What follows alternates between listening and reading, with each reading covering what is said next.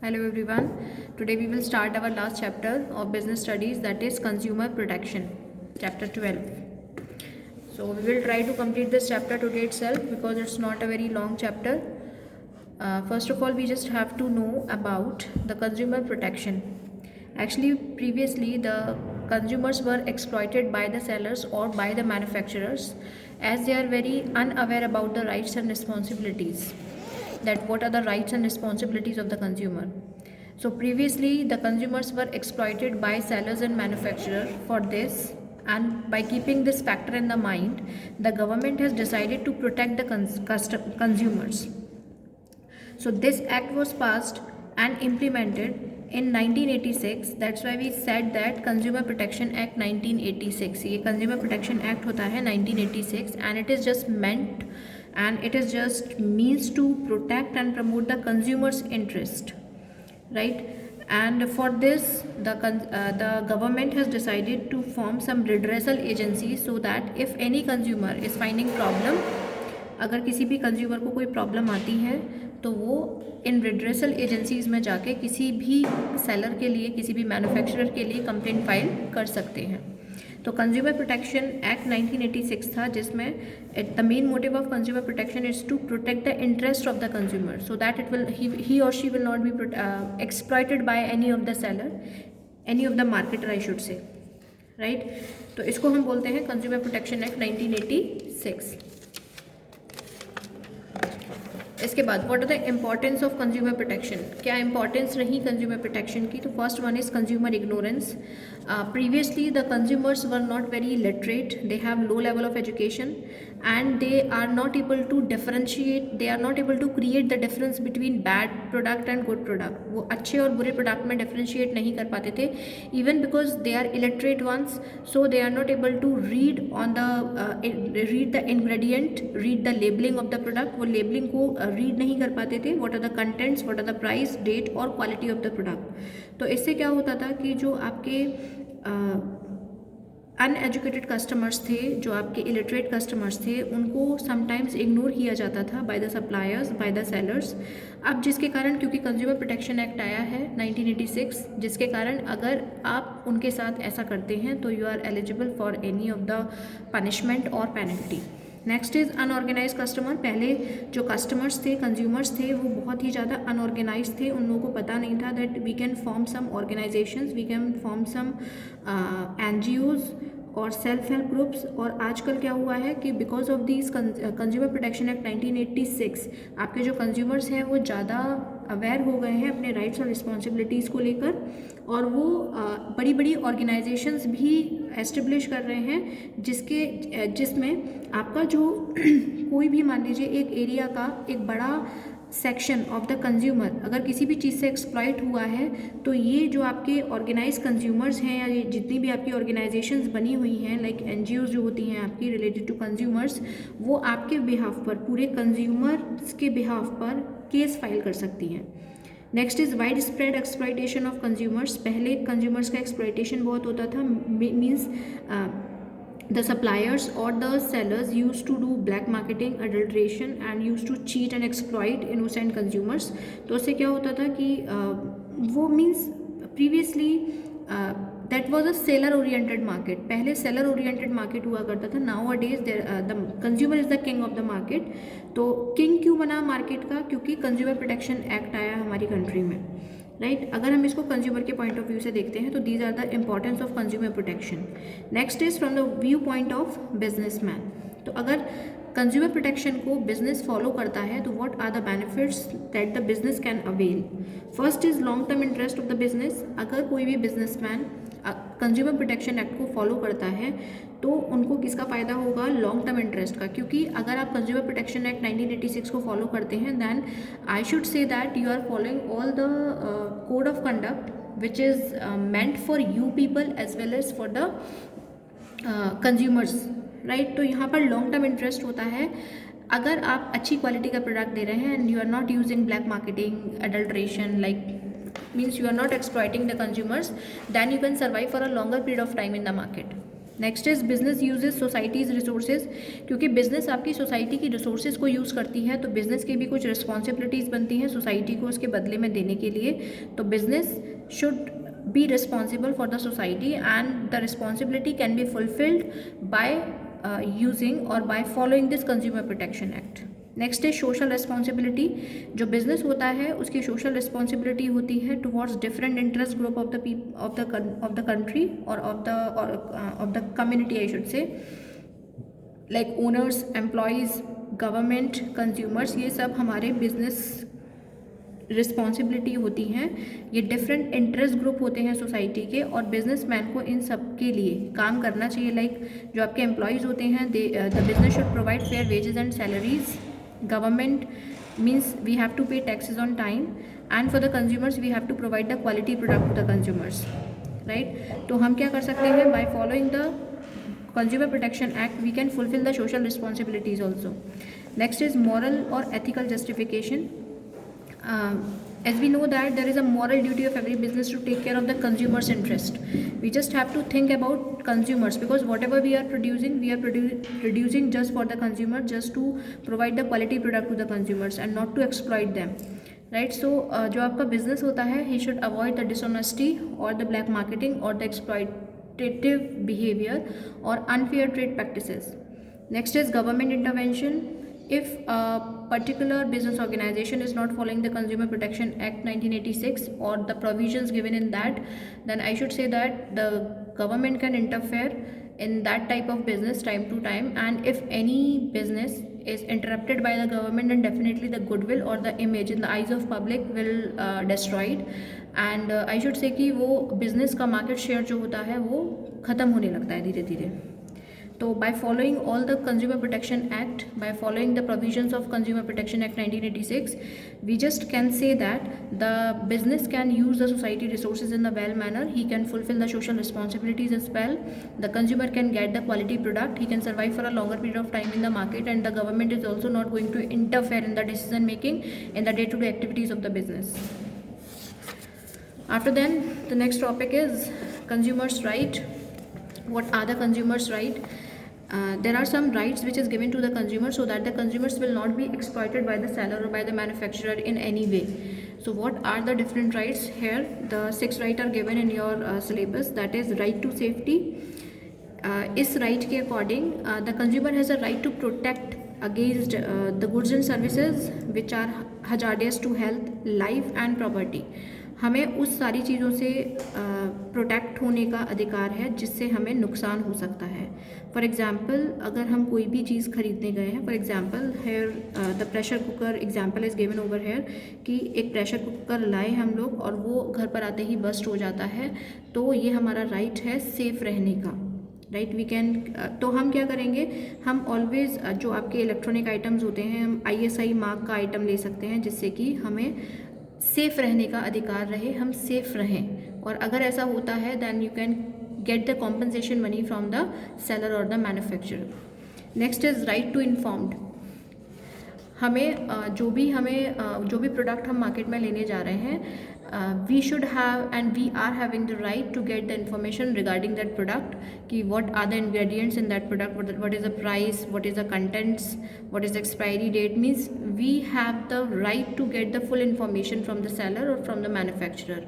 Right to information ये हमारा अधिकार होता है कि what is the quality, what is the quantity of the product, purity है या नहीं है प्रोडक्ट में, इंग्रेडिएंट्स क्या यूज़ कर रहे हैं, मैन्युफैक्चरिंग डेट क्या है, एक्सपायरी डेट क्या है, what are the precautions while we are using that product. Means each and every information we can take from the seller और from the manufacturer. This is our right, ये हमारा एक right होता है। After then right to choose.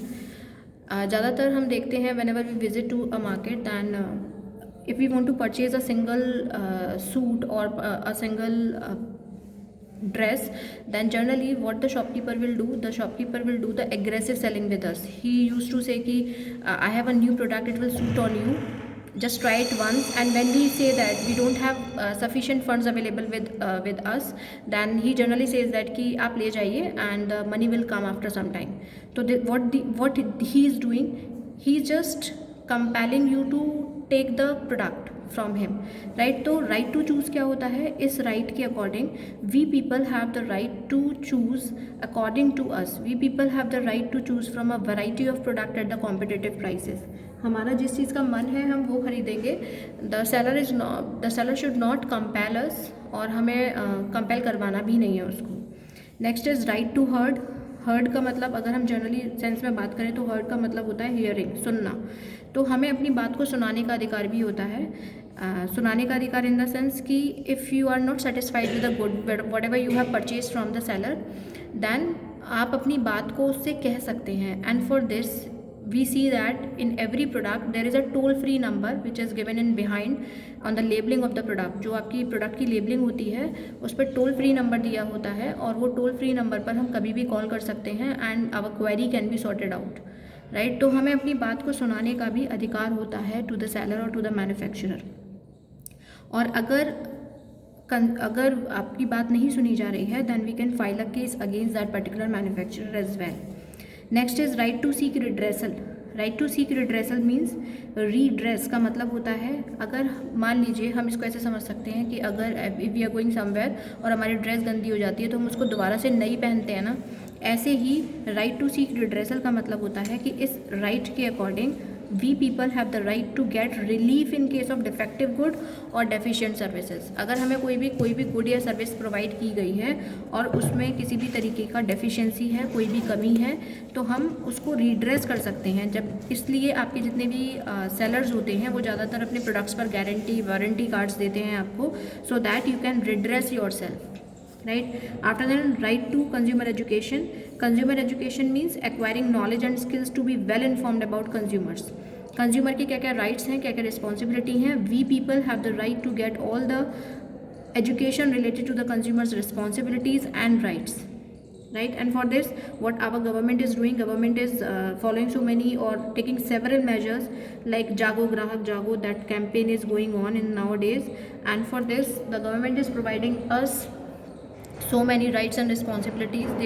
They are making aware about the rights and responsibilities of the consumer, so that we must exercise all the rights and responsibilities which are prescribed by the Consumer Protection Act 1986, right? After then side by side with some rights there are some responsibilities of the consumers. Rights ही नहीं होते हमारे पास कुछ responsibilities भी होती हैं जिनको हमें फॉलो करना चाहिए, एक्सरसाइज करना चाहिए। और वो रिस्पॉन्सिबिलिटीज़ होती हैं like be aware about various goods and services available in the market. जो भी मार्केट में गुड्स एंड सर्विसेज अवेलेबल हैं, with a wise thinking and with have a intelligent source, we just have to choose the product which is beneficial for us। ऐसा नहीं है कि जो आपको प्रोडक्ट प्रोवाइड किया जा रहा है by the seller, you just have to choose that product only, you are not supposed to do this। you just have to use your intelligence, you just have to use your IQ level so that you can purchase the goods and services according to your need। तो ये आपकी responsibility है एक। Second thing is always use the product of standardise quality. हमेशा standardise quality का product हमें use करना चाहिए। For example, if we are looking for the electrical goods we should use ISI mark good. If we are looking for the gold then we should go for the hallmark goods. and if we are thinking about food products then we should have to see that FPO mark is there on the particular product or not। So we just have to keep this factor or all these factors in our mind while we are purchasing anything from the market। After then, whatever the labels are given on the packet, right, like what is the quality of the product, what is the manufacturing date, expiry date, everything should be clearly mentioned on the labeling of the product, and we should have to keep a check on each and every labeling so that we are not supposed to be exploited by the sellers, I should say, right? After then, उसके बाद हमारे पास we should always ask for the cash memo. अगर हम कोई भी चीज़ purchase करने जा रहे हैं और परचेज़ कर लाते हैं then we always use to ask cash memo from the seller so that in case of any defective product और deficiency in the product then we can ask the producer और to the seller so that he can be returned back to the particular sellers, and we should be honest in our dealings. हमें अपने dealings में बिल्कुल honest रहना चाहिए। ऐसा ना हो कि if you are purchasing the product and the product is very fine quality when you were purchase that product, और जब आप घर लाते हैं तो उसमें कुछ खराबी हो जाती है just because of your fault. तो ऐसा नहीं है कि आप डिसऑनेस्ट होकर वहाँ जाएँ और कहें कि आपका प्रोडक्ट ख़राब निकला है। We should have to be honest on our part. So these are some of the consumer responsibilities, and the main responsibility is that we must have to exercise all the rights which is given by the consumer protection act 1986। जो भी हमको rights दिए गए हैं हमें उन rights को exercise करना है, राइट। ऐसा ना हो कि आप एक्सप्लॉइट हो रहे हैं और उसके बाद भी आप कंज्यूमर एसोसिएशन या कंज्यूमर रिड्रेसल एजेंसीज नहीं जा रहे हैं। We must have to go there. After than the last topic is the redressal agencies. This is very important topic. आपकी जो गवर्नमेंट है, for there is a 3 tier redressal machineries what we are talking about, कि अगर आपको कोई भी consumer को किसी भी तरीके की कोई दिक्कत आती है and if you find any problem in any of the product then he can use this redressal agency. ये रिड्रेसल मशीनरी होती है एक तरीके से। ये रिड्रेसल मशीनरी इस तरीके से होती है, लाइक पहले हम डिस्ट्रिक्ट में जाते हैं, डिस्ट्रिक्ट के बाद हम नेशनल कमीशन पे जाते हैं, और नेशनल के बाद हम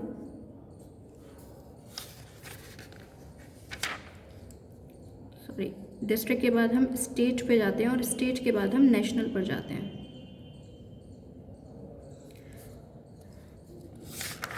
ये redressal agencies we can understand it very clearly with the help of a table. It is not given over here, I should, हाँ राइट। जो आपका डिस्ट्रिक्ट फोरम होता है, डिस्ट्रिक्ट फोरम में अगर हमें कोई भी लॉस हुआ है up to 20 lakh, then first of all we have to go to the district forum. हमें कहाँ जाना पड़ेगा उसके लिए? डिस्ट्रिक्ट फोरम में जाना पड़ेगा। और डिस्ट्रिक्ट फोरम में there is a 1 president and 2 other members in which 1 should be a women. इसमें एक तो आपका प्रेसिडेंट होते हैं और 2 अदर मेंबर्स होते हैं। जो अदर मेंबर्स हैं उसमें एक विमेन का होना ज़रूरी है, राइट। और only up to 20 lakh, if you are in the loss of 20 lakh, up to 20 lakh of good, then you can get the compensation amount from these district forums. If you are not satisfied with the district forum, then you can complain your file within 30 days in the state commission. अगर आप district forum से satisfied नहीं हैं तो आप अपनी complaint file state commission में करा सकते हैं। स्टेट कमीशन में जनरली होता क्या है, यहाँ पर 20 लाख से 1 करोड़ तक if you are in the loss तो आप यहाँ पर अपनी केस फाइल करा सकते हैं। And second thing is, if you are not satisfied with the district forum then also you can file your complaint in the state commission as well. यहाँ पर भी the same procedure is there. In state commission it consist 1 president and 2 members in which 1 should be a women. इसमें एक women होनी चाहिए। इनके बाद national commission आता है। अगर आपका लॉस 1 करोड़ से ज़्यादा है तो यू कैन एक्सीड कर रहा है, अगर आपका लॉस 1 करोड़ से, then you can file your complaint in the national commission. इसमें भी 1 प्रेसिडेंट होते हैं और यहाँ पर 4 अदर मेंबर्स होते हैं जिसमें से कि एक विमेन का होना ज़रूरी है। इनके जो हेड मेंबर्स होते हैं डिस्ट्रिक्ट कमीशन के, जो डिस्ट्रिक्ट फोरम का जो हेड मेंबर होते हैं वो होते हैं रिटायर्ड जज ऑफ डिस्ट्रिक्ट। स्टेट कमीशन के जो हेड मेंबर होते हैं वो होते हैं रिटायर्ड जज ऑफ हाई कोर्ट। और नेशनल कमीशन के जो मेन मेंबर हेड मेंबर होते हैं वो होते हैं रिटायर्ड जज ऑफ सुप्रीम कोर्ट, राइट। तो यहाँ पर हम अपना चैप्टर फिनिश करते हैं। And these 3 tiers of redressal machineries are very very important with respect to your board examination. So take care of these things. Thank you.